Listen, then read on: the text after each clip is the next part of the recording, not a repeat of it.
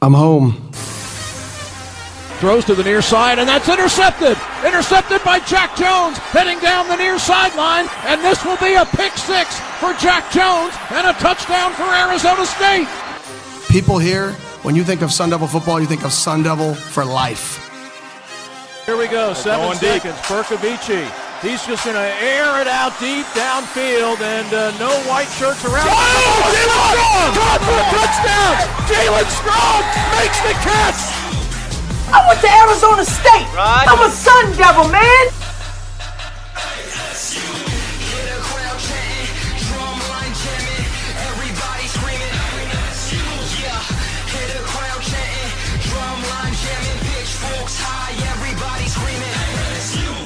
This is about the Valley. We need the Valley. If we get the Valley all in, the sky is the limit.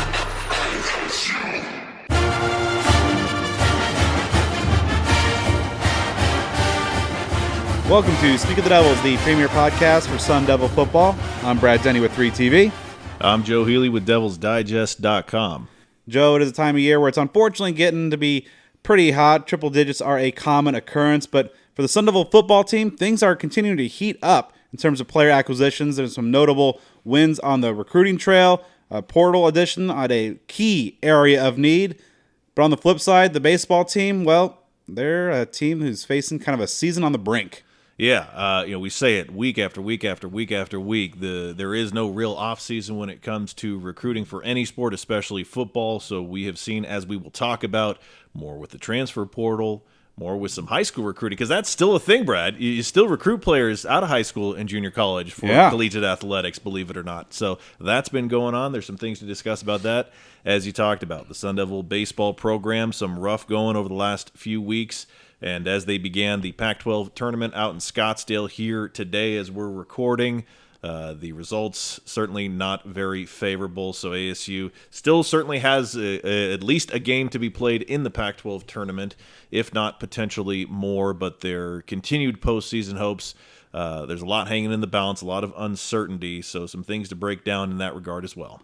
Yeah, good friend of the program, Jack Loder of DevilsDigest.com, will join us a little bit later on to get his expertise and insight into just what the hell's been happening with the Sun Devil baseball team in their late season skid. And hopefully they're able to get things back on track and make a push for the postseason. A little bit later on, we will also be joined by a couple of key newcomers on the Sun Devil football team, some guys that figure to play some key roles on the defensive side of the ball. Defensive tackle Dashaun Mallory coming over from Michigan State, and cornerback Dee Ford making the jump up from Austin Peay at the FCS level, just like a spring standout, Shamari Simmons at safety, who we've talked about a good amount on this program. So a reunion there, a couple of guys that very talented, and also we'll be looking at some key areas of need. But Joe, let's dive first into some of the commitments on the, as you mentioned, on the actual high school recruiting trail. Guys, coming out of the prep ranks. ASU, of course, has been so portal heavy in the last couple of cycles, but it's good to see that ASU has been getting some talented players on board. Starting off most notably, another blue chip recruit, cornerback Tony Lewis Nkuba from where else?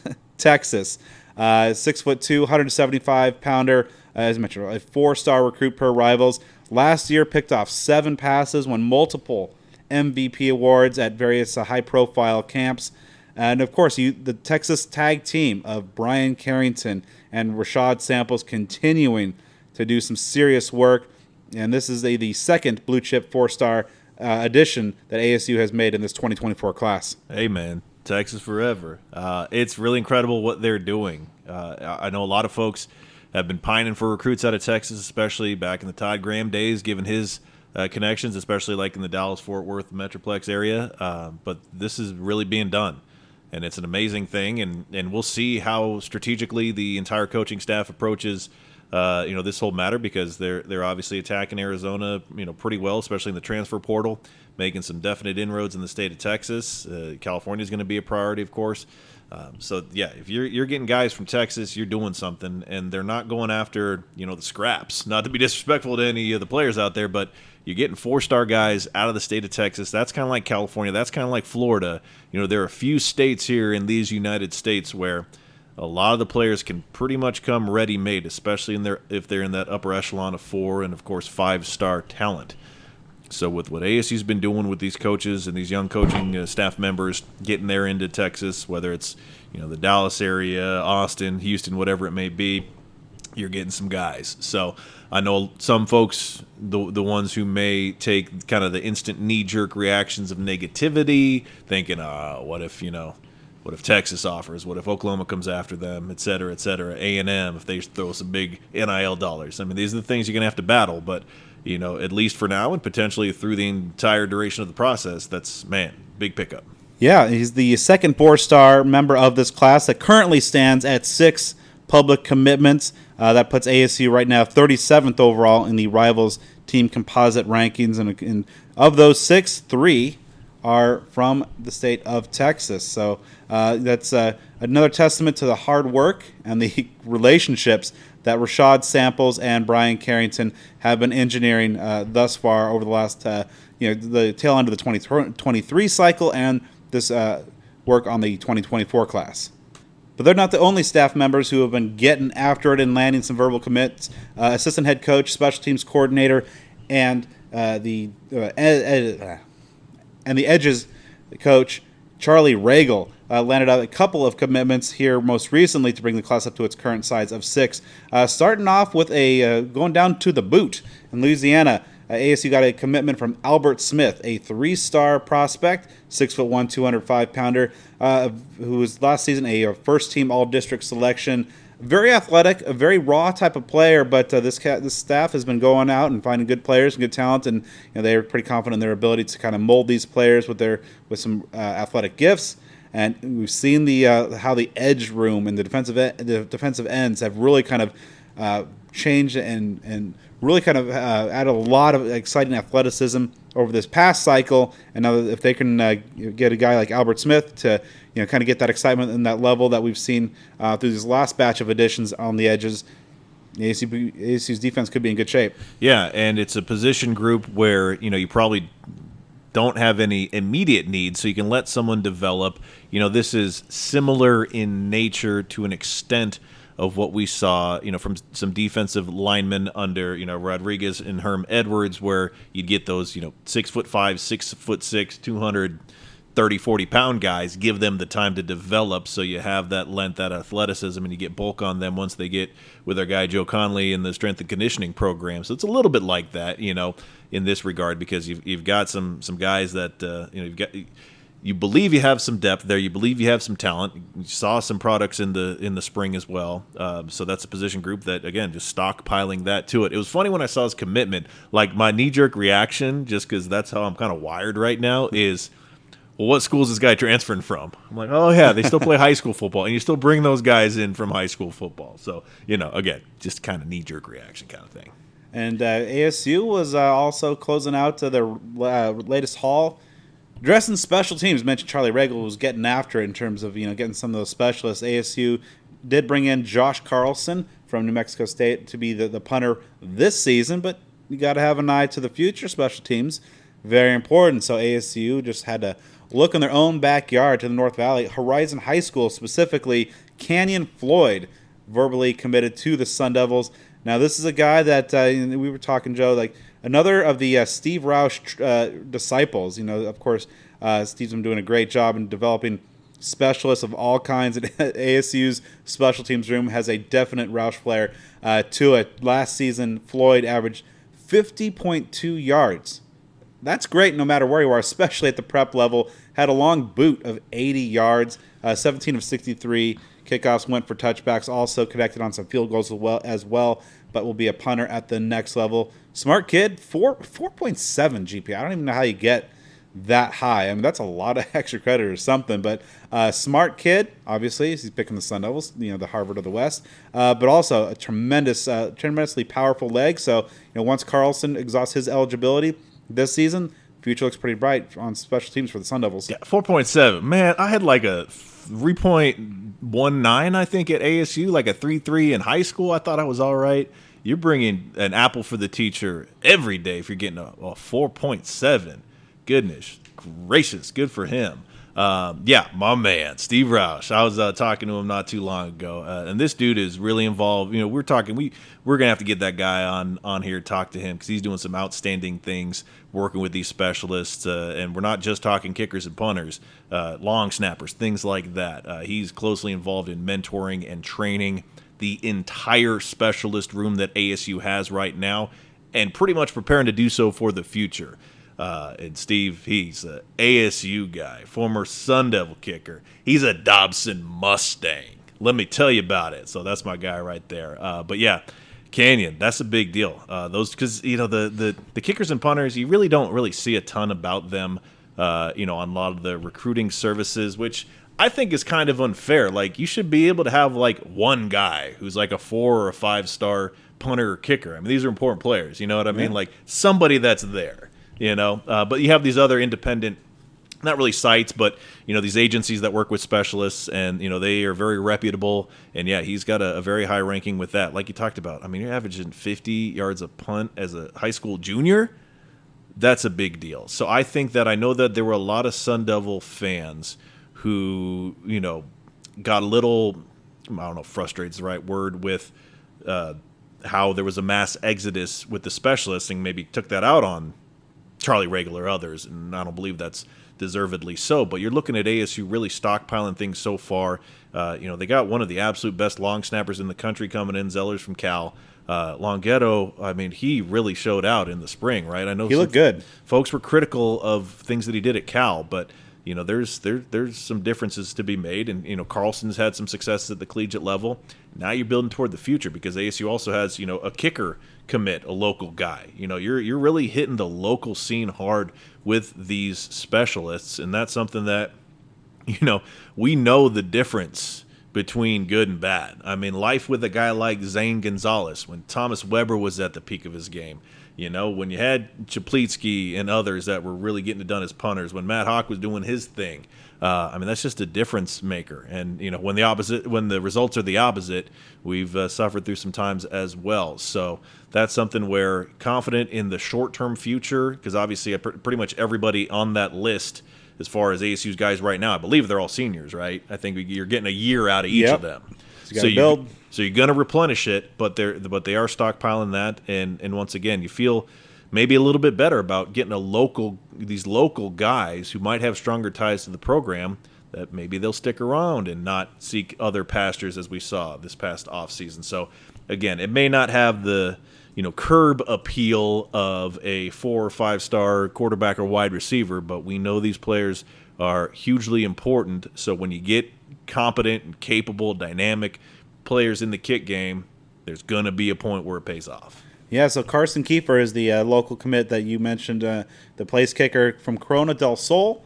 So yeah, you have the foundation kind of laid right now with some of these young and local commits. Now, kind of rounding out the recruiting class for the 2024 guys. We mentioned the 3 people that are most recently committed. In Cuba, the second blue chip, along with Dylan Tapley, the 4-star local athlete out of Scottsdale. Elijah Besa and Zechariah Sample, the 2 Texas wide receivers. Those are the 3 guys that are added to the crop that have committed this week. So it's a nice little start to this 2024 class for the Sun Devils. So we'll see how things shake out. Now the summer is a lot of time where you start to see some momentum going in. Of course, early signing periods in mid-December. So we will see what this coaching staff has been able to do in terms of landing some additional commits around out this class. And see, obviously, this is going to be another cycle where there's going to be a lot of guys from the portal, but we'll see how that ratio is, because this is something that Kenny Dillingham talked about, of not being able or not wanting to have a sustainable model of just lean on the portal year in, year out. You got to build some through the traditional recruiting methods. They got the kind of foundation laid of getting the scholarship numbers back up, in large part due to the portal. Some of those exceptions are going away, so getting back in kind of the normalcy and the normal flow of roster construction is going to be very key for ASU moving forward. So, getting the pipeline going from the prep ranks is going to be key. That being said, ASU, of course, is still making some additions through the transfer portal. Now, it was mentioned that the option for players that are not grad transfers closed a couple of weeks ago. Grad transfers, the window is always open.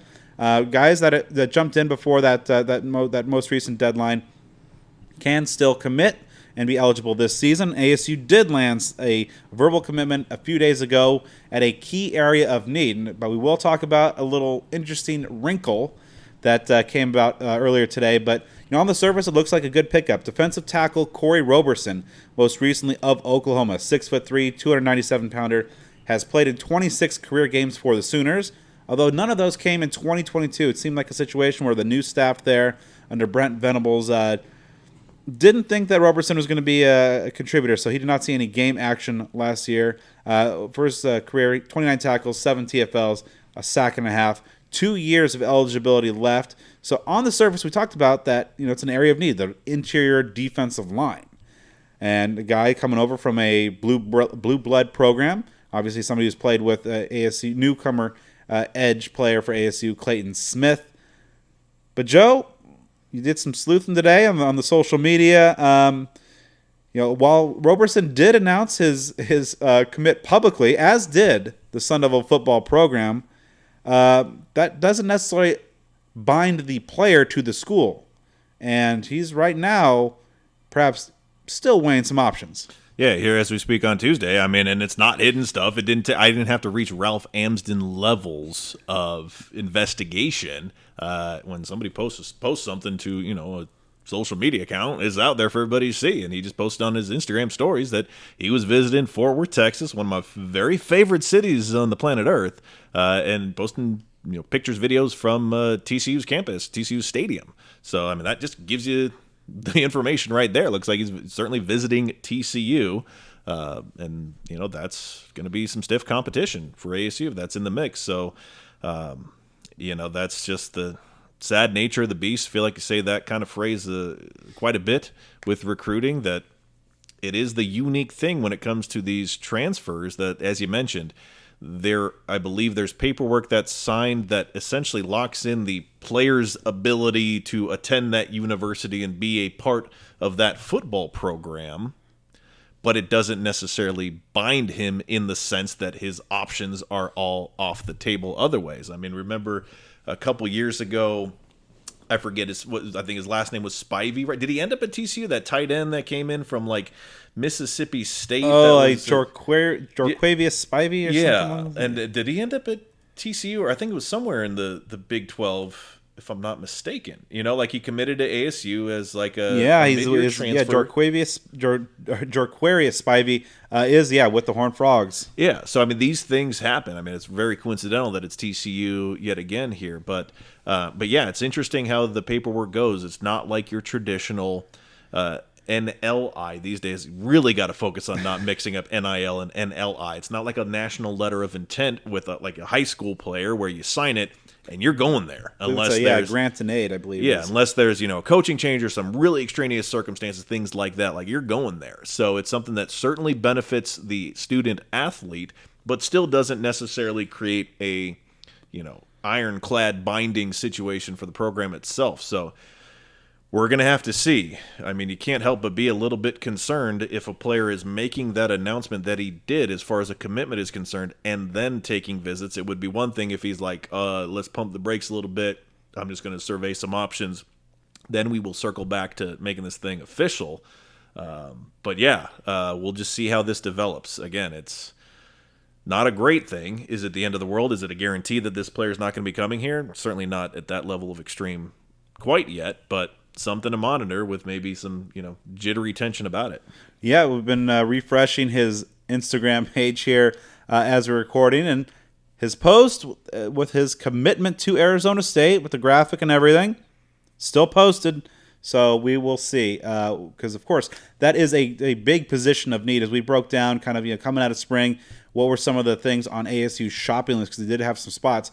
Kenny Dillingham kind of echoed those things as well. They need offensive line. They need interior defensive line help at linebacker, and then kind of, as in his words, maybe one or two wild cards. We found out the wild card last week when we are on the last episode, we talked about Jordan Tyson, the dynamic freshman wide receiver who's coming over from the University of Colorado.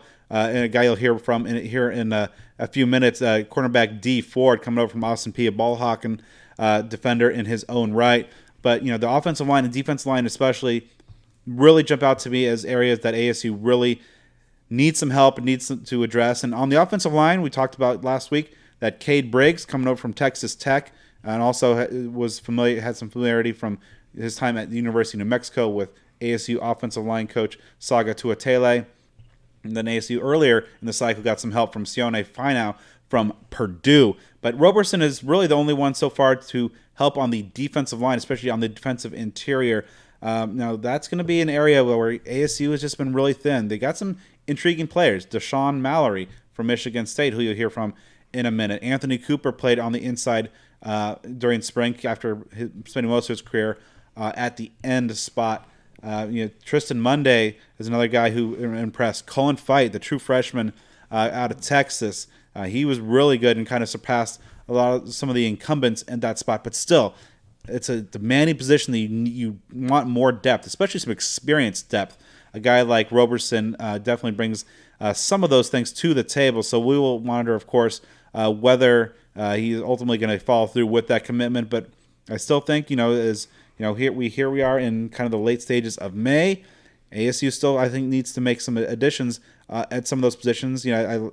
Getting two experienced offensive linemen really helps. I wouldn't be necessarily opposed to another guy with some experience under his belt as well. But to me, that interior defensive line and linebacker remain probably the 1 and 1A on my personal shopping list for the Devils. And I know a name that is a candidate for ASU, Jeffrey Clark, is leaving Georgia State. It seems like it's between ASU and Louisville, former high school teammate of BJ Green. So, we'll see if that works in ASU's favor. I'm curious if that's a, depth move that was done even with Roberson on board, or is this something where it's a kind of a behind-the-scenes move of like, we might lose Roberson, so we got to get, a plan B type of candidate in there. So, we'll see how those things shake out. Clark, I believe, would be a real solid addition. He was a pretty talented player at Georgia State, just someone that can add to that, maybe the starting lineup, maybe the depth. So I think you certainly got to get one of those two guys. I'd go for both of them and just stock them up. But yeah, it's a wild game of recruiting. Things pop in at just about any time. But yeah, to your point, you figure that they're not quite done. I don't know where they are, scholarship number-wise. There are some folks on the message board and whatnot that have a very keen understanding of, where they are with all of that, especially now that, you've got the transfer portal entries from the spring period of that. But yeah, there are some offensive linemen that ASU was in the running for but missed out on from the transfer portal, and we'll see how these defensive linemen shake out. There's some talks about a linebacker, at least one candidate that, may or may not be making his way to ASU. So it still remains pretty much in the same areas of need that we've talked about for quite a while now, dating back to spring ball, of offensive line, interior defensive line, probably linebacker. I know that they were going after that McCaskill from Houston, who ended up at Colorado at running back. That, I think, was more of just like a luxury than a true need. But yeah, you think that there are still a few pieces left to be added from the transfer portal that hopefully ASU can continue to fill. Yeah, so we'll see what they're able to do, and of course we'll keep a close tab and bring that discussion and analysis to you if and when some new pieces join on. Now, talking about some of the players, of course we keep tabs on some of the Devils that are looking for their new destinations, and defensive tackle Robbie Harrison's on his way to Indiana, quarterback Bennett Meredith to Purdue, Ralph Frias is heading to Utah State. Those are the three guys that had previously made commitments of all of the 14 players on the Sentinel roster that have entered the portal. A new addition today, tight end Jacob Newell, who very talented tight end, but with a loaded tight end room, and a guy coming off of a knee injury. He's looking for perhaps a fresh start. Yeah, he's going to sign up for some action.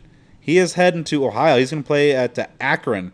And it's an interesting spot, but also their head coach, Joe Moorhead, one of the better offensive minds, and a guy who has had a pretty good resume there, but, it's a little tough there sometimes in the MAC, with a lot of teams, a lot of parity in that league, but it's a good offensive mind as his head coach. So Jacob Newell, hopefully he's able to get back to full strength in terms of getting that knee healed up from the injury he suffered last year and do some things on those Tuesday and Wednesday nights. Yeah, this one kind of struck me as odd to begin with because I know a lot of folks were really fired up about Newell and what he could do at this level. You know, were pretty impressed at first that ASU got him out of Oregon and the Ducks didn't grab him. Of course, like you said, going out to Akron, that was a 2-10 team last year. Moorhead, though, you know, he's got some credentials. This is only his second year as head coach of Akron, but he was the Oregon offensive coordinator for a couple years before that. Maybe there were some recruiting ties there from when he was at Oregon. Who knows? He was the Mississippi State head coach for a couple years. You know, I think where he really got to, you know, get on the scene is when he was Penn State's offensive coordinator. So, again, a solid resume there. This one kind of has me thinking, and I wonder, this is just a total wild guess, but it's just a good example, you know, to consider this thought of, I wonder if we will see recruits do something like you start out at a Power 5 program, stay there a year or two, doesn't work out. You know, do you go, and especially in a case like this where you didn't get any playing time, you know, injury issues, et cetera, you haven't done anything at the college level, injuries prevented that, so it's not necessarily your fault. Do you kind of go down to a group of 5 program where you can maybe get some playing time right away, and if you ball out, then you're on the radar of the, you know, maybe of the NFL, but you're also on the radar of maybe bouncing back to a third destination and do like a grad transfer for 1 year to where you can, you know, it's almost like kind of going down to the minor leagues, not to be disrespectful to the G5 programs, but you kind of go down, get some playing time, get on the radar, and then get into your sights. All right, and you know, for the final year grad transfer, I'm going to go play at Oregon, I'm going to go play at Texas, I'm going to go play at USC. And, like, is that going to be this strategy that people have of like a 3-stop plan throughout their college tenure? Or, you know, if you do enough, then you're on the radar of the NFL, you can just do your thing from there. Like, is this kind of going to kind of be this roadmap that guys are going to follow? It could be. I mean, we've seen guys with, you know, 2, 3, 4 destinations, and especially when you throw in you have the free transfer, of course, for the underclassmen, but then once you get your degree, you have that free grad transfer, which kind of is an unrestricted free agency. Second chance at that, so we'll see. But you know, Newell's a guy that, you know, in my conversation with folks inside the program, they're really high on his potential. But when you have a path to the field that's blocked by Jalen Conyers, Messiah Swinson, and Bryce Pierre, again, Pierre was a guy that really kind of jumped out to me in terms of taking a step forward during spring. That path to the field was kind of closed off for this year, but you know, as a younger guy, you'd hope that, you know, he could be a piece going forward. But we've seen ASU kind of in the mix for 2024, 2025 tight ends, of course, in the portal as well. So, and this is an offense with Kenny Dillingham that likes to, you know, really throw to and involve the tight ends. If Swinson, Conyers, and Pierre can put together a big-time season, and you figure the ASU should not have any trouble attracting tight ends in the future. But that's a look at some of the player personnel moves in terms of the here and now and the future the Sun Devils have made over the last week or so. But now I think it's a good time to let's talk to a couple of these future Sun Devil defenders, starting off with defensive tackle Dashaun Mallory. All right, Dashaun, you're already in Tempe, kind of mixing things up and getting acclimated to being a Sun Devil. How are you liking things out in Tempe so far? Honestly, loving Tempe very much. The sun, obviously, the weather is very beautiful out here. The weather's great. I got really good teammates so far, just helping me, show me around, and, you know what I'm saying, trying not to be kind of just stuck in my room. So I'm honestly loving it out here. Yeah, so what are some of the things that kind of jump out to you? You mentioned the kind of teammates bringing you in. You know, how's this program kind of welcoming you and getting you acclimated and bringing you into the fold? Honestly, I mean, everyone just has open arms since the day I got here. I mean, everyone's so welcoming, was just showing me the little things around the building, where food places are, where places that they're comfortable going. Like, I mean, everyone's just so open arms with just, I don't know, kind of making me feel like I've already been here. Now, of course, you know, going back a little ways, you know, with your time at Michigan State, you guys faced off against ASU a couple times very early on in your career in 2018, 2019. You know, just, you know, being on the other sideline of them, what were some of the impressions at that time you had of Sun Devil football and the Arizona State program?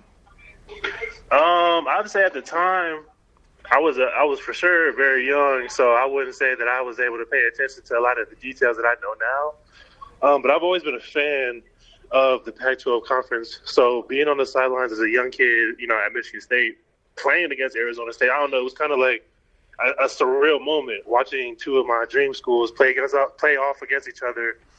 I mean, honestly, and then it's just like I said, being here now is kind of, again, still so surreal. I mean, I'm at my second favorite dream school ever, so I don't know, man. It's kind of like a dream come true.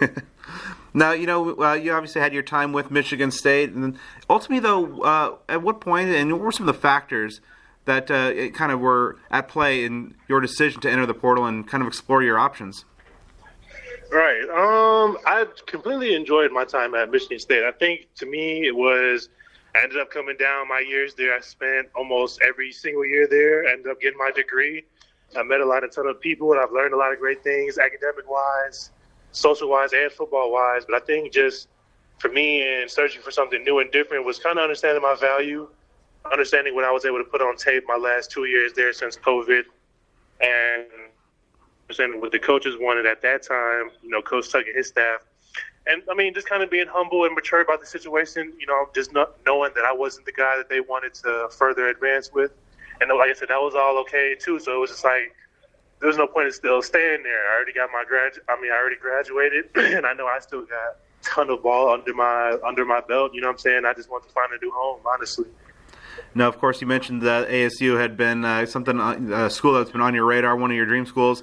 How long into the portal were you before you heard from ASU and the Sun Devil staff?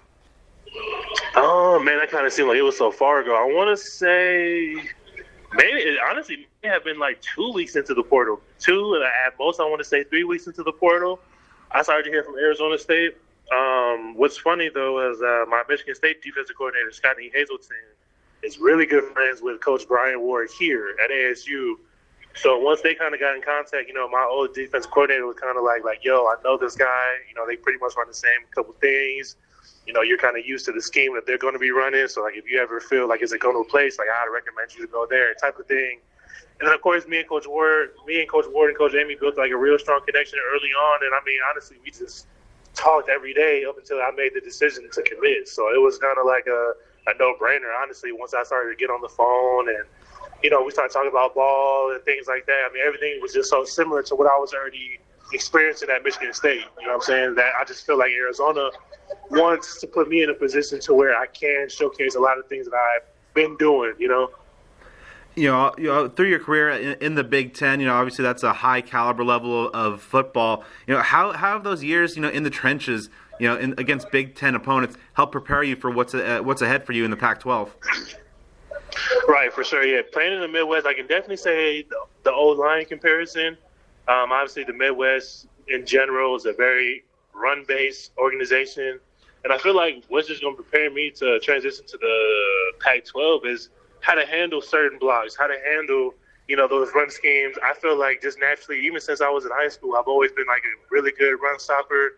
Obviously, I was able to carry that on to the next level, playing at another Big Ten program. So I feel like I said, just coming here, being able to showcase that I can be a run stopper and then also elevate my game as a pass rusher, I feel like, I don't know, it'll be complementary to the scheme and stuff, like what they want to do out here.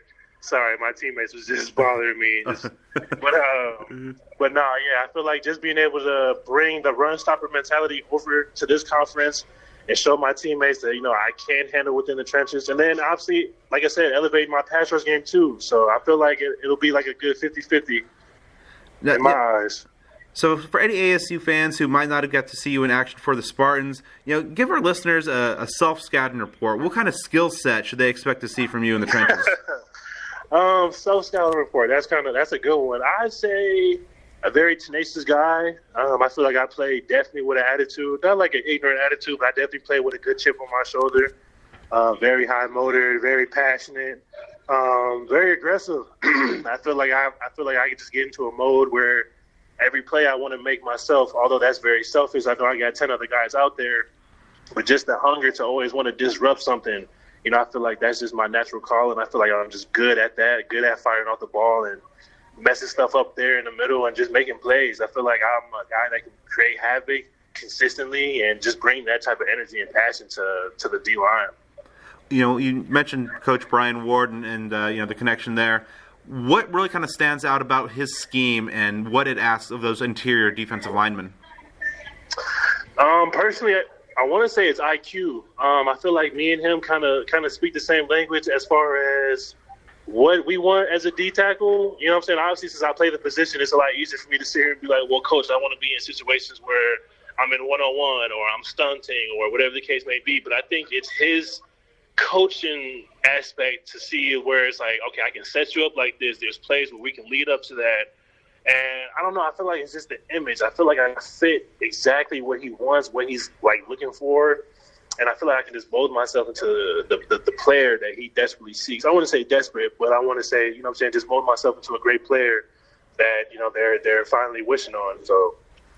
Now, of course, your position coach, Vince Amy, is a guy that's very familiar to Sun Devil fans with his time, with the last Rose Bowl team here, and of course, accomplished coach in his own right. What things kind of, you know, I know it's early on, but what kind of things really kind of jump out to you early on about Coach Vince Amy and what he's going to be able to do and get out of you?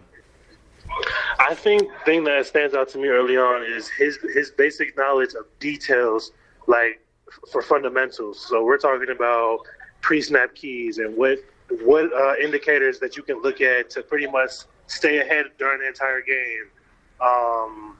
Making sure, as far as like the playbook wise, understanding why certain plays are being ran, understanding what blocking schemes you're going to get, what type of play, pretty much what play recognition you're going to get. I feel like the way he wants his D tackles to play is kind of who I've always been. You know, I feel like I've kind of been a junkie when it comes to football, a good, knowledgeable guy. And I feel like coming here, he's going to let me, you know what I'm saying, exploit that. He's going to let me really use my brain and not just be a guy that lines up and just wants to mess things up. I feel like I want to mess things up, but know why I'm messing things up. Pretty much be a calculated warrior. I feel like just he likes my brains as much as I like his, and I feel like, I don't know, it'll be a great collaboration this season to see that happen. What really kind of jumps out to you about Kenny Dillingham and the program that he's building out here in Tempe? First of all, Coach Dillingham, he's very energetic, and I feel like you can tell the players here are kind of like feeding off of that in a way to where everyone feels comfortable to be themselves here. Like just the other day, we had a team meeting. Coach Dillingham walking in the meeting room with some sandals on, no socks. Like he got his toes out. He's shooting the basketball around. Like, I don't know, like it's just great vibes. It's just great energy. And I feel like because he's young too, I mean, I feel like he kind of understands us as players as well because, I mean, he's not that too far ahead of us. So, I mean, I don't know. I feel like it's just a great understanding of communication, the image that they want to press out, how they want things ran, the things. And then I think just team camaraderie in general. Like, it's such a great place here. I really can't say anything negative about it. The ASU has a lot of talented players on the defensive side of the ball, but you know, defensive line, especially kind of the interior, is one of the areas that I thought they could really beef up during this offseason. Now, knowing that there's kind of a team need and you're coming in here hungry to show what you can do you feel any kind of maybe added pressure knowing that this is a team that really kind of needs some playmaking on the defensive line? I wouldn't say that there's added pressure. To me personally, I feel like because I've been in the ringer a little bit, I've been around college football a little bit, I feel like I know just I know what's expected. You know what I'm saying? I know to come in here, do what I got to do to win a job, but also not be cocky about it. You know, there's obviously young guys that are enrolling into school for the first time, guys that are going to be away from home for the first time.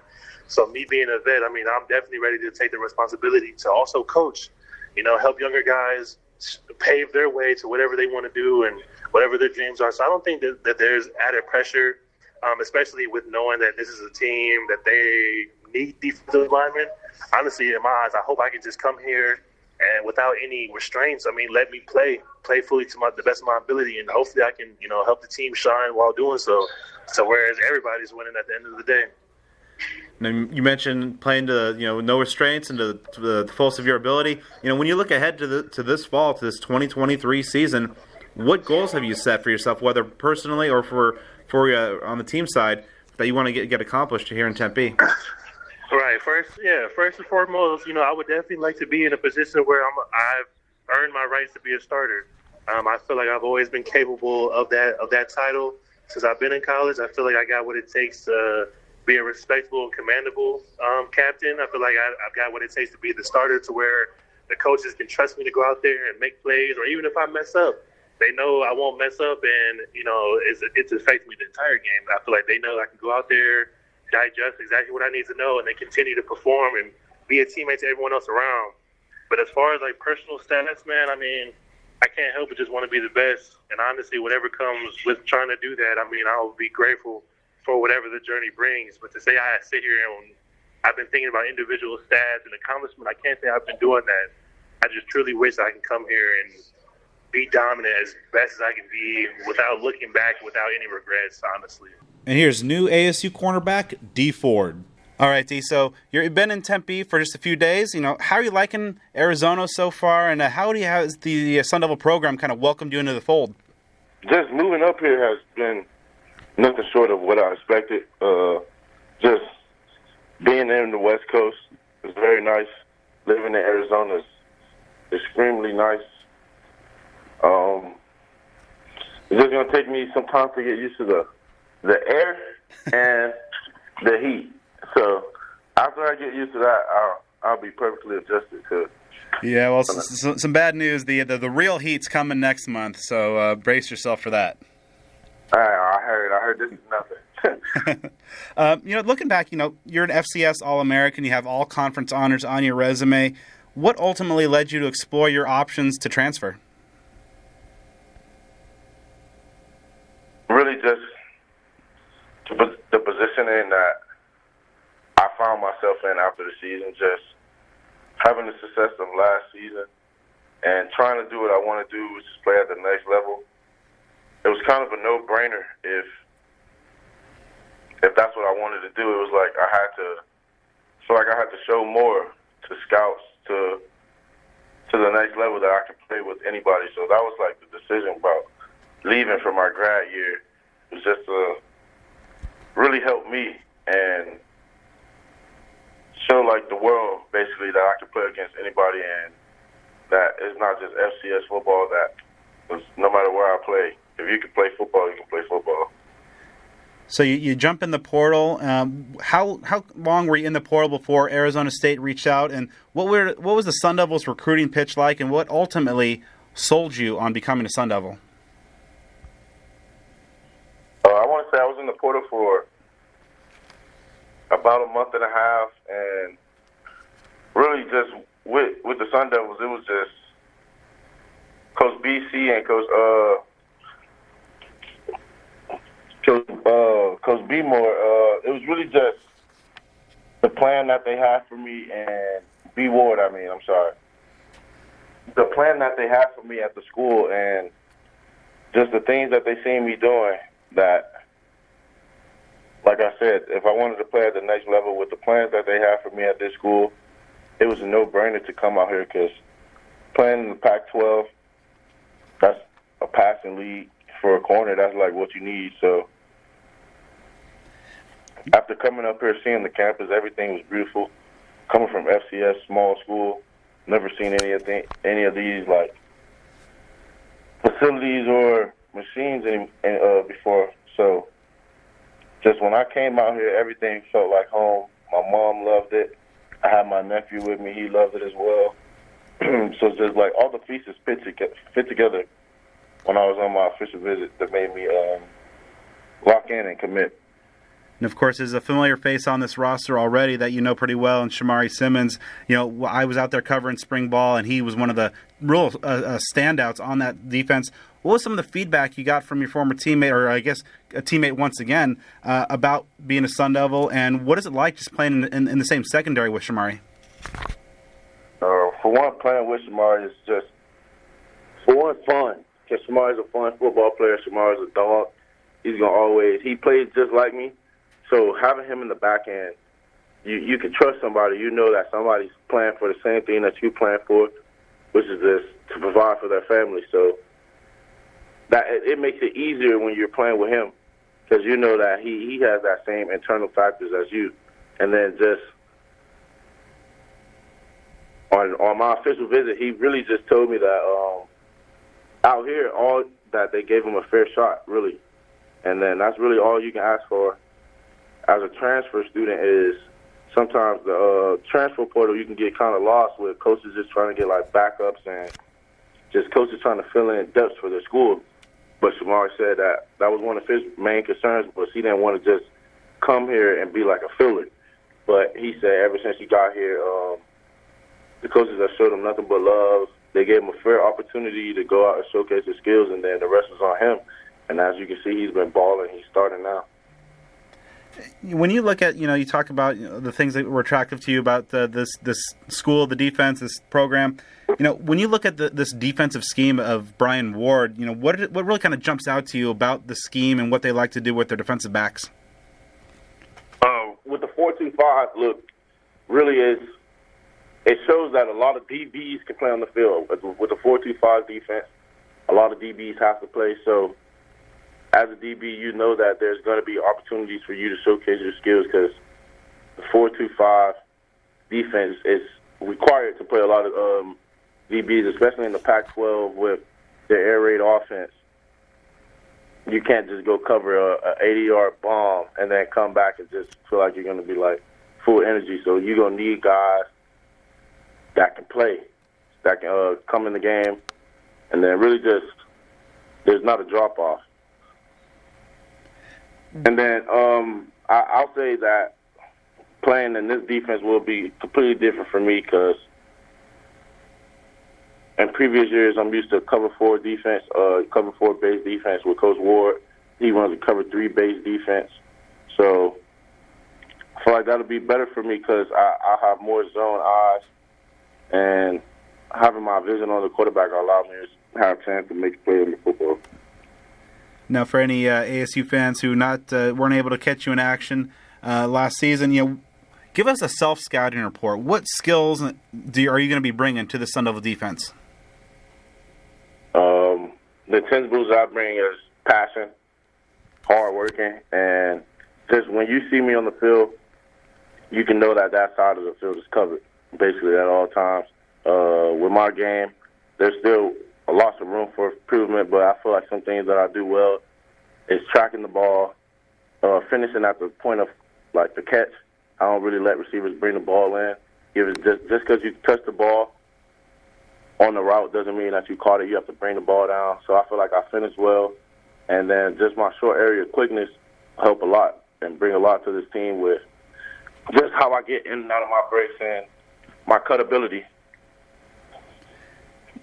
Modern football is so skewed towards the offense, and it just seems like all the rules and everything is just kind of geared to giving as much help as possible to an offense, and that just of course makes a defender, especially a defensive back's job, so much harder.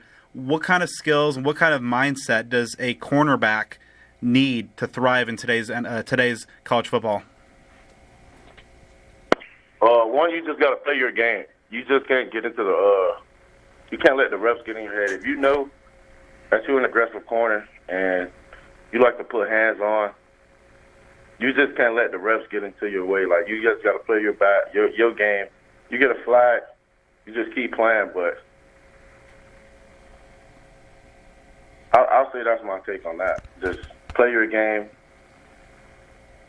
knowing that the game is centered towards the offense. You just got to be smart, be timely. And I think that's what I am, just having so much experience, being a grad student, having basically 4 years under my belt of seeing the field. And then the last 2 years just started, and then especially with last year, having the success of last season, that I have just knowledge of game time knowledge of like what to do. So I feel like I'll just be a smart DB. And of course, you're coming in here, and Coach Brian Carrington's going to be overseeing your position group. What are some of the things that really kind of stand out about BC? BC, just his track record. You can look at him from TCU, from Texas, just the guys that he brought in. For one, they have nothing but unbelievable things to say about him as a recruiter, as a person. And then just coming from last season, him being at TCU,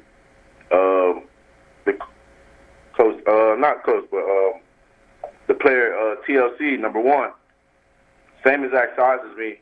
It's just coming from my viewpoint. Same exact size as me. He just coached, was an all-world player, won DB of the year. And then that's basically where I see myself. That's like my dreams is to win the Thorpe Award and all that. So just having him who's seen that experience, who's coached that, that would be big for me. And yeah. Now, ASU's got some quality DBs already. You know, we talked about Shamari there on the back end, some guys like Ro Torrance and Mason Williams, Ed Woods, who've done really well at the Pac-12 level. You know, when you're coming into a crowded DB room, you know, what's it like, you know, knowing that there's going to be some competition for those reps? Just as far as me, I don't really look at the competition. It's just the best man's going to win. And I feel like I'm the best at what I do. And then my play shows it. So as long as as long as I get a fair opportunity to showcase who I am, just the depth in the room will do nothing but help. But I'm not afraid of competition or worry about guys who've had experience. If word it the best way I can. What are you most looking forward to about making this jump up from FCS to Power 5 football? I really just say getting that experience that I never had, playing big-time football, just coming out of high school. I went FCS. That's like no one goes into high school wanting to go FCS. So just basically getting this opportunity that I deserve, not caring about what time it happened, but just basically feeling like I deserve this opportunity to showcase my talents on a big level. So really just proving myself right, proving my family right, and just like showcasing for the ones that love me. And last question for you, you know, what are your goals for this upcoming season? You know, when you look back on this 2023 campaign, what are the things that you want to have accomplished? Just some personal goals for me is want to be rated as one of the best corners in the Pac-12. Building off last season, but want to be rated as one of the best corners in the nation as that. And just have team success, get to a bowl game with the team. That would be huge if we can get us a bowl game this year. And then really just on a personal level, trying to get just playing hard so that way I can get an invite to either the scouting combine or a senior showcase event. All right, let's now turn our attention to the Diamond, where the Sun Devils were just a few weeks ago sitting pretty in a driver's seat in a lot of ways for hosting a regional. They were in the top 25, but my, how things have changed. But before we dive into all that and also talk with Jack Loder of DevilsDigest.com, some good news. So the all-conference honors came out from the Pac-12 earlier today. 2 selections from the Sun Devils that made the all Pac-12 first team, and very worthy players in their own right. Luke Keeschel and Ryan Campos, good selections, guys who put together some really great seasons. Campos, the guy who missed some time for a stretch during the middle of the season. You just wish that if he was able to, stay healthy the whole time, if some of these late season struggles might have been averted to a degree. A few of the other guys that got some honorable mention honors: Wyatt Crenshaw, New Contreras, Ross Dunn, Luke Hill, Nick McLean, Jacob Tobias, and true freshman outfielder Isaiah Jackson was named to the Pac-12 all-defensive team. So, all in all, Joe, what do you think? Any big snubs, or do you think that these honors got them right? I think by and large they got them right. Keeschel, Campos, those guys were playing at a massively high level for all the time they were in there. Both of them at spurts of the season, could have really been on the very, very short list for the Conference Player of the Year. Obviously, Campos missed a bit of time and took a little bit to get back from that, and Keeschel was just everything that you expected him to be after transferring in. And you look at even a guy like McLean. I mean, he was out for a good chunk of the season, still got even on honorable mention, and even that's with some slumps at the tail end. Just showed you how much he burst on the scene there. Obviously, of course, also. Just this past Sunday night, ASU brought back its team awards banquet.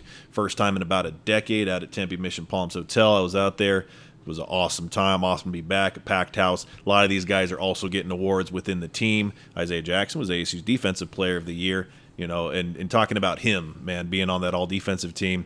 Flash in the leather all throughout the season. I mean, it's hard to think about, a guy like Joe Lampe was great, and ASU's had incredible, infielders, the Drew Swifts, the Alika Williams of the world. But, man, what he was doing out there this year, some highlight reel stuff. was really, really incredible. Of course, Isaiah came to ASU with big-time credentials as an MLB draft pick last year, bypassed that to play college ball. So, yeah, I mean, all things considered, they got it right, I think. I don't think that there are really too terribly many snubs. I mean, a lot of players, and especially pitchers, just had up and down years to where when you spread that across a conference-wide scale in terms of picking the best of the best, I think they pretty much got that right. And, just shows that ASU's got a lot of talent on this roster. Been an up-and-down year, but, man, there are some ball players here. Yeah, and there's a lot of good talent on this team, a lot of young talent, though, and so it's a long season. And last few weeks, Joe, have not been good for the Devils. So they started the season 28-12. They got to April 25th with that sterling mark. They were in contention for the Pac-12 regular season crown. But as we stand today, here as we record on May 23rd, 31-23. So that means they're now riding a 3-11 skid. Not the time of year you want to be struggling. And this, of course, follows today's 12-3 loss to open up the Pac-12 tournament against the Arizona Wildcats. And, of course, you think back just a couple weeks, ASU went down to Tucson and lost 20-0. Not a great situation. ASU does have one more game in this tournament at least. Thursday against the number 2 seed Oregon State, 10 a.m. out at Scottsdale Stadium. Now, one of the things that really kind of jumps out to me is obviously the pitching has been bad for them pretty much all year. We knew they were going to struggle. There have been some good moments, some good individual performances, but overall the team ERA is hovering around 6, which is bad, but I guess better than last year when it was a little over 7. But what has really hurt the Sun Devils so far this year, or as of late, is the offense, the thing that's been keeping them alive. Through all the games, through the entire month of April, ASU was averaging 7.5 runs a game through those first 44 games. And not surprisingly, when you have a bad pitching staff, you're able to score 7 runs a game, you're going to compete. And ASU did with a .681 win percentage. But since that calendar turned to May, Joe, that number has dropped considerably. They're averaging just about 3.5 runs per game. And over those 10 games, ASU just 2-8. So when you have a bad pitching staff and you're able to score, you're going to win some games. When you have a bad pitching staff and you're not able to score, well, you're going to post that 200 win percentage. Yeah, man, the difference that a month makes. We're here talking on this recording Tuesday, May the 23rd. April 23rd was a Sunday, and that was the finale of the Oregon State series, a rousing game and a ball game that ASU claimed to get that series. And from there, and I believe we even might have had our buddy Jack talking after that series, if not, it was shortly thereafter, that, all right, this team has got some major momentum. They just beat a real solid program, put up double digits all 3 games. We talked about the superlative that it was the first time in over 20 years that Oregon State had allowed 10-plus runs in 3 consecutive games. So things were rolling. And we were talking about this, okay, this is a legit team. This is a legit top 25 team, as it was at the time. This is a team that we feel comfortable talking about potentially hosting a regional, potentially, being in the maybe Pac-12 championship game, or among the final teams standing in the conference tournament.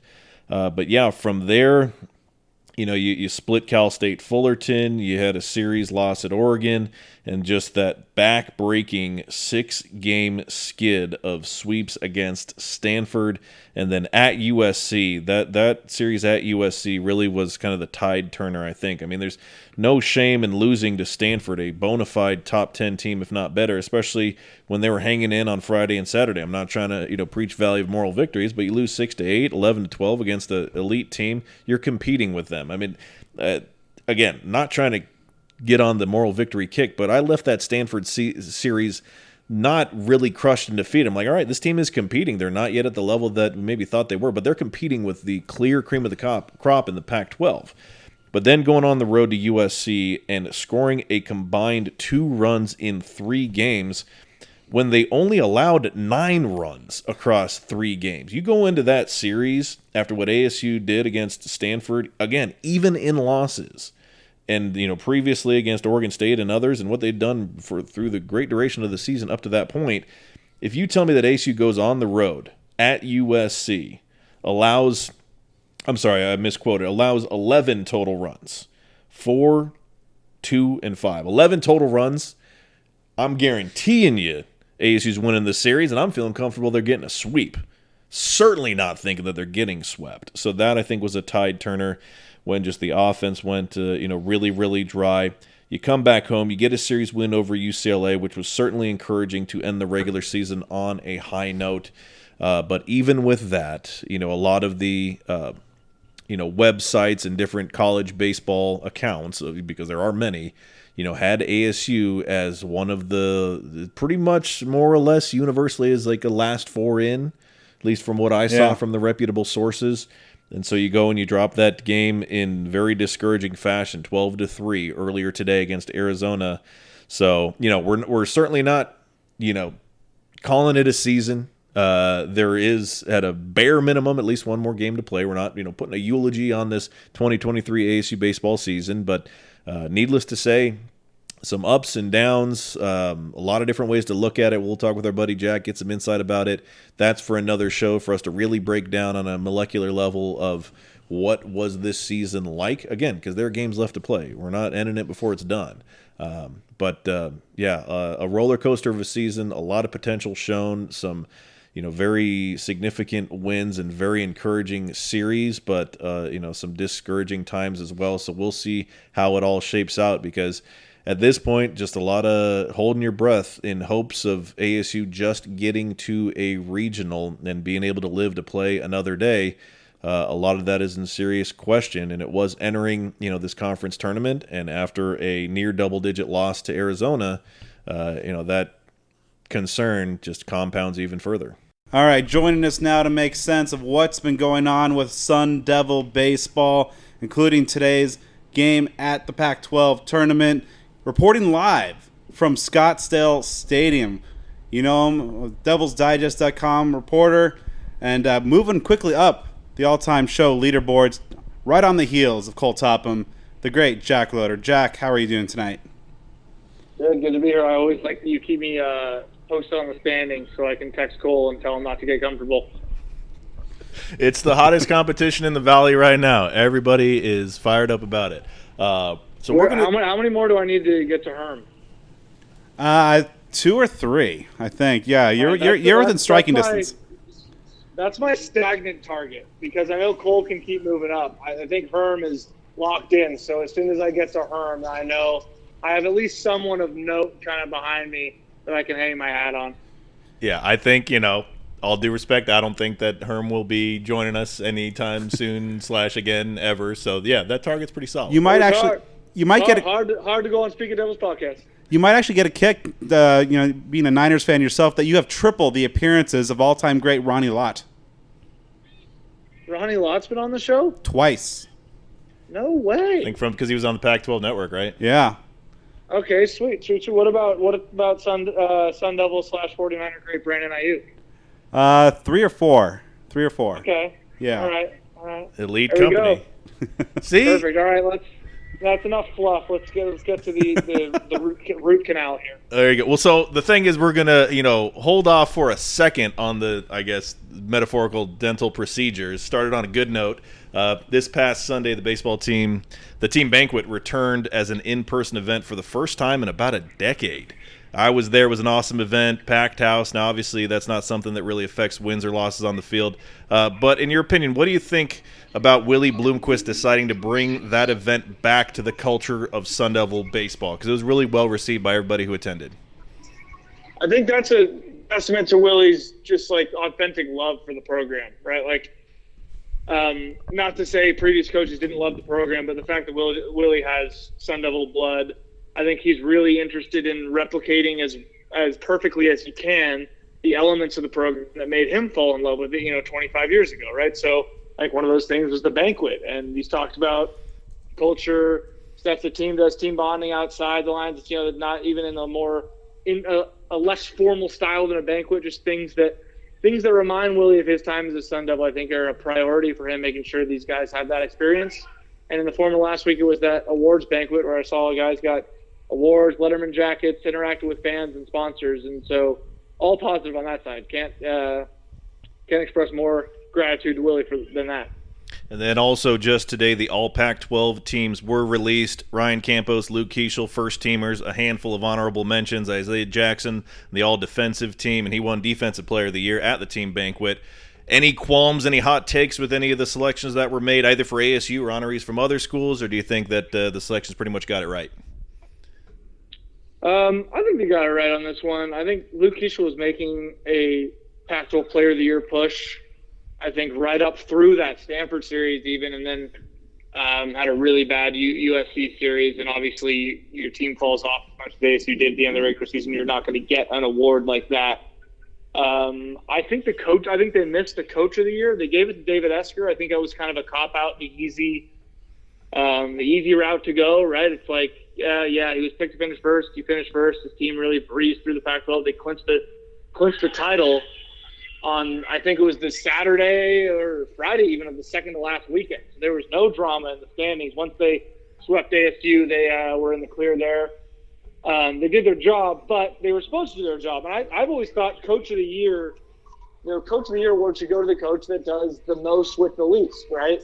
That's how they do it in the NFL. That's how they do it in a lot of other sports, a lot of other collegiate sports. And that was, without a doubt in my mind, Andy Stankiewicz down at USC, son of alumnus himself, who had been coaching at GCU for a number of years, was actually in consideration for the ASU job when Tracy Smith got fired. And they went with Willie, but Stankiewicz did another year at GCU, then went to USC, and USC was picked to finish 11th this year in the Pac-12. And here they are in Scottsdale this week as the number 4 seed and making a pretty strong case, especially after a win over UCLA today, to be in the field of 64 and comfortably in as a 3 seed. So I thought that he should have gotten the Coach of the Year award. All right, Jack. So before we dive into kind of the last couple of weeks as a whole, I want to talk about ASU's matchups with their rivals. 32-3 in these last couple meetings with the Wildcats, including today's 12-3 loss in the opener of the tournament. And this comes out, of course, after ASU had swept the Wildcats in Muni earlier in the season. What happened to the Devils in these last 2 games against Arizona? If I had a really good answer for you, I might be sitting next to Willie in the dugout, right? Like it's kind of an inexplicable fall off. I think it's in a lot of ways parallel to what's kind of happened to ASU in the last month. But that loss to Arizona down in Tucson, I think it was April the 19th, was kind of the beginning of ASU falling off. That weekend, following that, they took 2 out of 3 from Oregon State, and a lot of people said, okay, that 20-0 embarrassment down in Tucson was an aberration. It was a midweek, mailed it in. It happens in a long season. I think the following weeks kind of showed us that, hey, maybe there are more cracks in the armor that were shown that night. And then today's honestly, that's a lack of fight, and I hate to say a lack of heart, but I don't think I'm saying anything Willie didn't say to those guys after that game when I say it was a lack of heart today. ASU's hands are tied a bit on the pitching front. Apparently there's a sickness bug going around. This tournament's tough, especially when you play a season-ending series a few days prior. But it doesn't take an ace and a perfect performance to not lose to your rival by 10 a month after losing them by 20. And I know I'm preaching to the choir here. Joe's looking at these last 2 box scores of these games, probably skin crawling. But this is something that can't happen. I think when you look at all the progress this program's made under Willie in year 2, I think one thing they still have to erase is these ghastly innings and really lopsided scores that are frankly embarrassing. It's what Willie called it after the game. He said it's embarrassing. And that's the kind of score, both the game last month in Tucson and today, that the committee, when they look at this in 6 days, they're going to say, do we want to put this team in a regional if maybe on the second day of the regional in an elimination game they're down 15-1? So I think ASU's got to look themselves in the mirror. There's not much they can do for themselves at this point, but play for pride, boys, because things started off so well, and there's been a lot of results that make you question kind of the resolve top to bottom of the group when that's not something I questioned at all in the first 2 months of the season. Now, you mentioned that on your last appearance that the last part of this schedule would be a lot tougher. Some quality teams coming up that perhaps this team maybe that wasn't necessarily a 28-12 caliber team. But did you expect a 3-11 clip, kind of to end this season to kind of get to where they are now? No, I was talking to some other reporters about this. With the second half of the schedule being as backloaded as it was, reasonable regression was expected. An almost unmitigated free fall was not expected because this team is better than last year. They are on paper a lot better, especially on the mound. So to see them, lose 2 out of 3 in Oregon, that's okay. That's a good team. You're playing at their place. Get swept by Stanford. It's not the worst thing. Stanford's a top 10, top 5 team in the country, but at your own place, you'd like to get one, especially if you want to be this kind of program that you're saying you want to be, right? And then the sweep at USC was kind of disastrous here.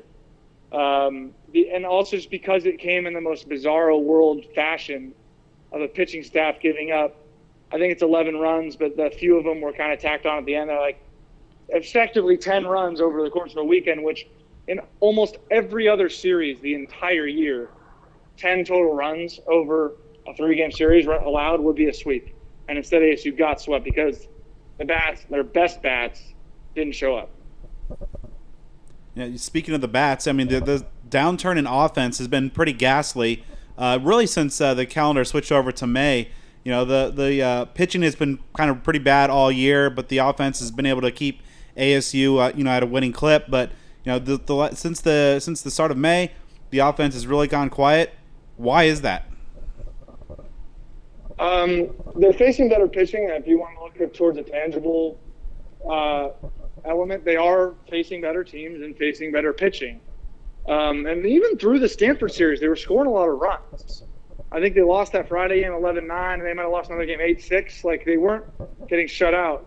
And something happened when they got to USC, and this happens over the course of a baseball season. I'm not saying that this is some, disastrous indictment on coaches or players even. Just that this offensive slump came at the worst time possible, and I think it came a lot worse than a lot of people predicted that a normal offensive collective slump would over the course of, a 55-game season. So they got to go back to the drawing board. UCLA was a bit of a step in the right direction, but honestly still not what we've been accustomed to seeing in terms of offensive output from this lineup. A lot of really tremendous good hitters on this team that are able to make adjustments, and I think, the old saying, hitting is contagious. I think that's really true, and once a few guys start to get hot again, Keishel cooled off a little bit. Now he's been back a little bit. Nick McClain got ice cold for 6-7 games before hitting a big homer on Saturday for them to win that regular season finale. So once those guys are kind of firing on all cylinders, and they haven't had that much time together because of health issues with McClain missed the first 7 weeks of the season, and immediately Campos missed almost a month. So they're gelling, but frankly they're running out of time. So yeah, the clock's ticking. Yeah, I mean, on top of the offense, it just seemed like there were consistency issues for a good chunk of the season. You name some names there. You think about guys like New Contreras, who had that stretch where he was, as hot as anybody in the conference. Wyatt Crenshaw was on fire at the very beginning of the season. So, you've got guys that over the course of the season look like All-Americans at some times, and then others just more maybe of a pedestrian mode of play. Is there anything you can attribute the inconsistency to? Is it youth and just the time catching up with some of these freshmen? What can you pinpoint as reasons why it was such a roller coaster through that regular season?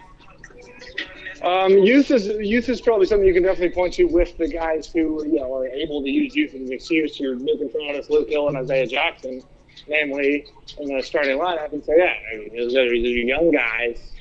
They're going to have ebbs and flows with Pac-12 Power 5 pitching.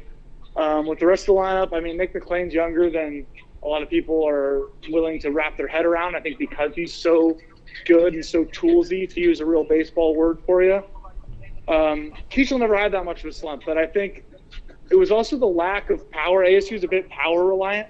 So when they go to USC and they don't hit a single home run the entire weekend, it kind of exposes a lot of skeletons, if you will, that would be otherwise kind of buried by a 2-run homer here and there that makes the final score, it makes ASU have 4 runs in a loss instead of no runs in a loss, makes things, stresses the window a bit. So the lack of long ball, being a little long ball dependent, which a lot of ASU teams have been the last decade plus playing in the desert, it makes for a lot of big numbers when you're hitting them out, but when you're not, it can be some shockingly low totals that make you kind of scratch your head.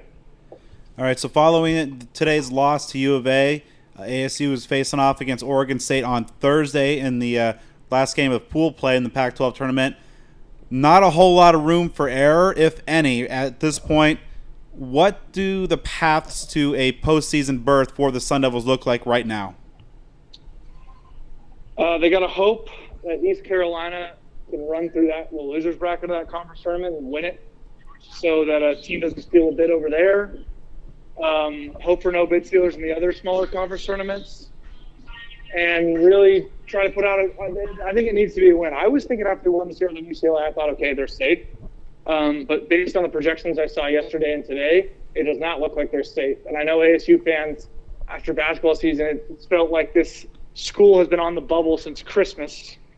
So I think fans are kind of tired of wondering if a team's going to make the 64.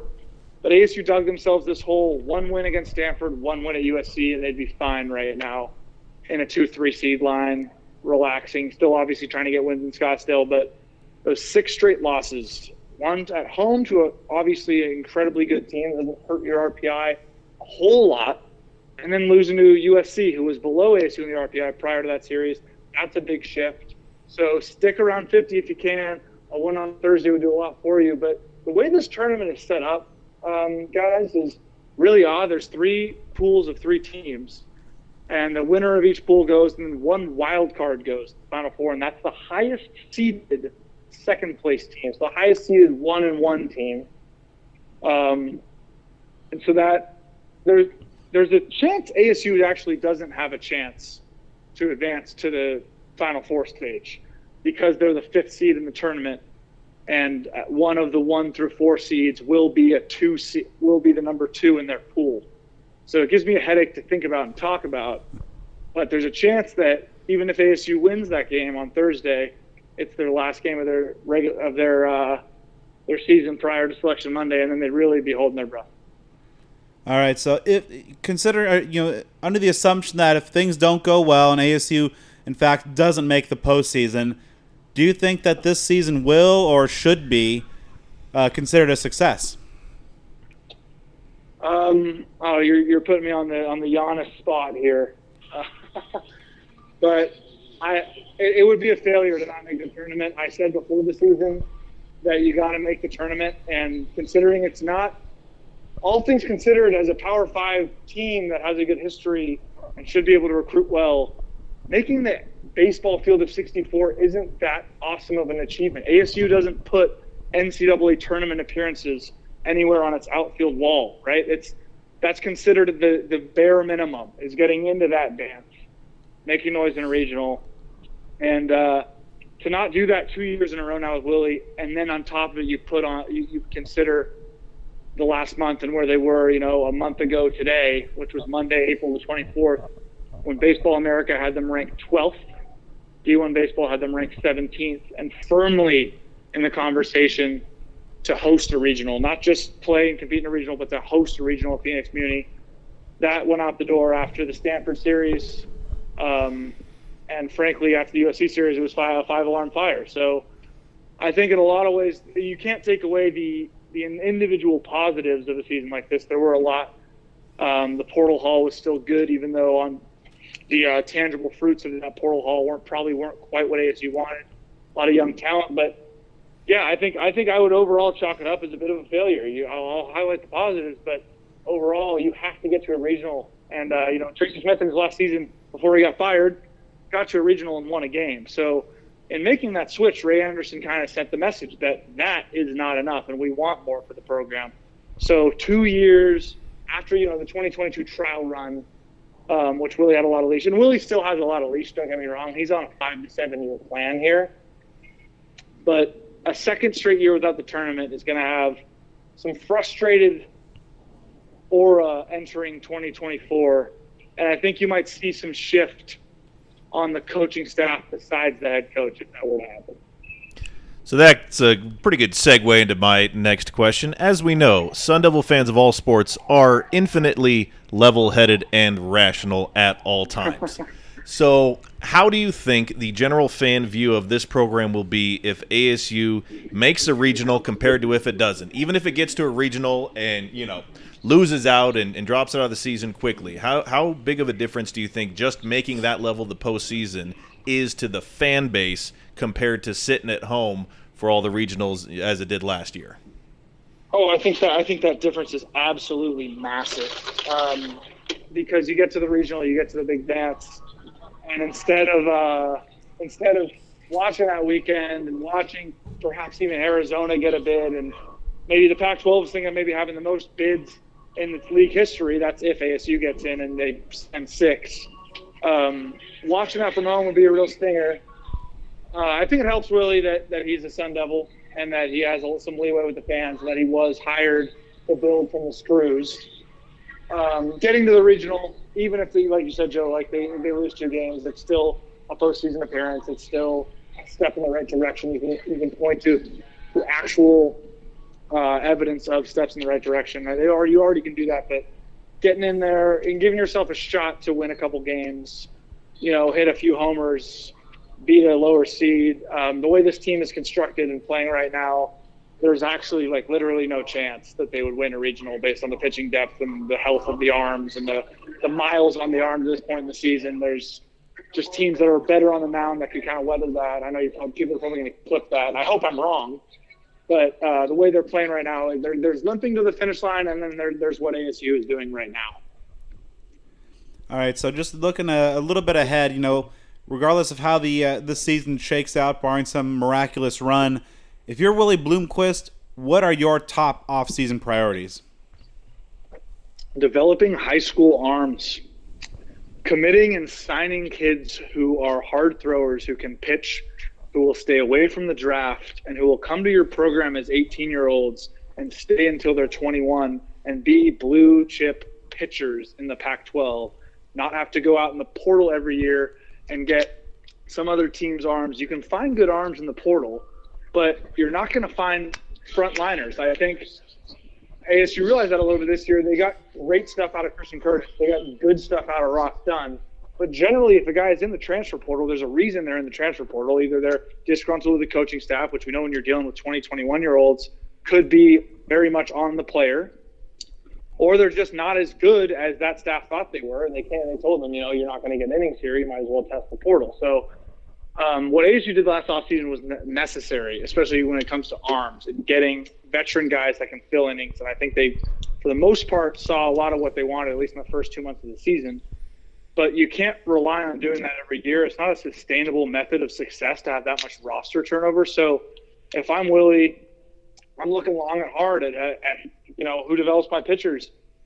This is a guy that's been around baseball as much as anyone. He had a long MLB career. He knows pitching coaches. He knows guys who know pitching, and he knows guys who know youth pitching. So I don't think Willie's going to waste too much time when it comes to surrounding himself with good pitchers, good pitching coaches that can identify good pitching prospects and bring kids in, not have to go get guys who have a lot of mileage on their arms already at the college level. So let's talk about that transfer portal. The last 2 years or so since it's really been a thing, ASU baseball hasn't been hit too terribly hard with the departures. They've obviously cashed in tremendously, especially last year. But with so many key players from this 2023 team that are not draft eligible and a handful that are, true freshmen, that kind of kicks up some concerns that this might maybe end up like basketball and football for that matter, where guys seek greener pastures. And when I say green, I'm not talking about grass. You know what I'm saying? Do you think that we should be concerned about NIL opportunities elsewhere, transfers? Right. Do you think guys are going to leave this program? It's a really valid question. I can't say with any certainty that, so-and-so's going to leave, so-and-so's going to leave. When it comes to guys who are in good positions at ASU, obviously you're going to look at some guys who were pushed out of playing time this year. Naturally, those guys are probably going to try out the portal. What comes to mind is like a Will Rogers, for example. He just really doesn't have a home in this lineup right now. I wouldn't be shocked if he goes elsewhere. In terms of guys that ASU's going to have to guard and really kind of wrap them in bubble wrap this offseason, Luke Hill is from Baton Rouge, Louisiana.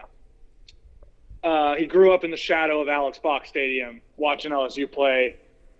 He doesn't have a whole lot of love for that program because I think he felt overlooked in the recruiting process by them. But he was a true freshman starter in all 52 games in the Pac-12. He might have missed a game or two, but every game he was healthy and ready to play, he started for ASU. He was tremendous both offensively and defensively.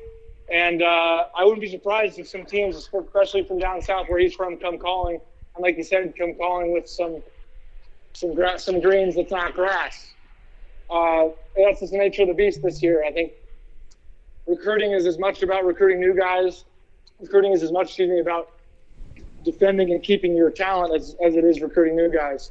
So that might be first order of business is when exit interviews do happen, whether it's Monday, whether it's a week after that after a regional, is hey, how do we convince those guys to not even field those phone calls? You know what I mean? So now Omaha, obviously the goal that the coaches and the fans have, but if we're taking a realistic view, how far would you say this team is away from being like a legitimate, top 2 to 3 Pac-12 program in the consideration for hosting a regional like we were talking about not all that long ago as a plausibility for this year? What will it take for this team to make significant steps back toward the standards most people have for this program? I know Omaha, that's a tough task, but if we're talking about, the checkpoints to get there, how far away is this team? Not as far as it looks right now. So that might be, a little bit of a comforting thing to hear for some fans because we saw ASU play at the level of a legitimate super regional, even Omaha team for flashes this year. Yes, a lot of the time it was against lesser teams, but I look at the series win against Oregon State. They lose that Friday night game, close game, tough game. They come back, win the Saturday night game on a really gutsy win. Isaiah Jackson hits a walk-off grand slam. And they come out on the Sunday, a noon first pitch, and they scrap with the Beavers, a storied college baseball program. They won 3 national titles in the last 17, 18 years. And they go toe-to-toe with them, and they win the series. So I've seen a lot of encouraging stuff from this team this year. And it's not just negatives. I know it's easy to get caught up, and I've been interacting with Sun Devil fans for a fraction of the time you guys have, but it's clear to me that the hand on the nuclear button is never far for these passionate fans. But ASU's closer than you think. I still have no doubt that Willie is the right guy for this program. Whether or not he's going to get it back to Omaha eventually, I don't know, but I think they're going to be playing in those games that determine who goes to Omaha in the next 4 or 5 years for sure. Well, Jack, as always, greatly appreciate taking the time to talk with us, especially on a long day out there at the stadium on the beat covering this team and the Pac-12. I encourage our folks to follow you on Twitter at Jack Loder _ and look forward to your content with Devil's Digest. And we'll have you back on soon to catch Cole. Sweet. Thanks, guys. And that's going to do it for this episode of Speak of the Devils. I'd like to thank our guest, Jack Loder of DevilsDigest.com, Dee Ford, ASU's newest cornerback, and Dashaun Mallory, ASU's defensive tackle. Make sure you stay with Joe and I on the social media side of things. A lot of, it is kind of getting into the doldrums of the offseason, but that doesn't mean we're going to be slowing down here on Speak of the Devils. We got some good ideas of some good shows, some fun shows that are going to come down the pike as well. Make sure you stay with us on the social media side. You can follow the show on Twitter at SOTD Podcast, Instagram at Speak of the Devils. You can find us on Facebook. You can find me on social media on Instagram and Twitter at BDenny29. And also make sure to check out our good friends, Home Field Apparel. Dropped a new refresh of 9 cool new ASU items on their website. You've heard us talk about them before. The Stomp the Bus shirt that's in this new drop is amazing. One of the top 5 Home Field shirts. If you know me, you know how I feel about Home Field. Give them a look. A lot of good stuff over there. Help support the good brand. And you can follow me on all the things, Joe Healy 42. Huge shout out, as always, to our incredible sponsors. DeFalco's Deli at 2334 North Scottsdale Road, defalcosdeli.com. Cactus Sports, get on in there. We saw Kenny Dillingham making a little stop by old Cactus Sports. You love to see that. Catch them on Mill Avenue or online at cactussports.com. DevilsDigest.com, as always. You got to get in the huddle. The news goes year-round. This isn't a seasonal thing where you just want to check into the message board a little bit in the fall, see what's going on for football, maybe tune in during basketball season. 12 months a year, you got to be an annual subscriber. Get locked in, DevilsDigest.com. Jones Auto Group. A lot of love from my guy Parker over there. Wonderful place. Referred a couple friends over there. The service is impeccable. I'm talking about like unbiased reviews I'm getting of the service that Jones Auto Group provides. So that I cannot speak highly enough about what they provide to you. You can check them out. Again, we've talked about it. They've been in business for over 50. I'm correcting my mistake. 50 years, more than that. So you want to get out there, check them out. You can catch them, on some social media. They're involved with our accounts as well. The best way to get in touch with them, if you're thinking about a new ride, you want to consider the options. You want to get that elite customer service that Jones provides. Text the word Devils, DEVILS, you know how to spell it, to 67199. That's Devils. Text that to 67199 to get in contact with the owner. They will treat you right, I guarantee it. Also, a lot of love to our friends at the Spaghetti Shack. New location opened up. I need to get out there. I'm going to put you on the spot. Have you been out to the new one yet? I have not. I didn't know it was open yet. So I've seen some things. I know they have the soft opening, and I've seen some other things. So maybe I'm stepping out of turn. Maybe I'm just going to get people real fired up about doing that. So if it is open, and we're just recording these off the we're shooting from the hip here. So they got a new Tempe location, a second Tempe location within the short range of ASU's campus. So get out there as soon as humanly possible. Just like camp outside if they're not open. There's nothing wrong with that. And then, of course, our wonderful friends at Sun Devil Family Charities. You can check them out, support them as you can at sundevilfamily.org. They have weekly cornhole tournaments. I know in the past they had the Big Dog Cornhole Bowl that was going on. I saw they've got some swag to give out. Check them out on social media. We share a lot of their stuff, especially on the Instagram stories. We try to do our best with that with our sponsorship partners to share their stuff on social media, especially on Instagram. We try to give you as much updates as what they're doing. There are cornhole tournaments where you can win cash, other prizes. Just keep an eye on that. Keep an eye on our social media, especially Instagram, and you'll see all about that. And once you're done supporting our amazing sponsors, make sure to drop us a 5-star review on the podcast platform of your choice. Joe and I will be back in the weeks to come with some special guests.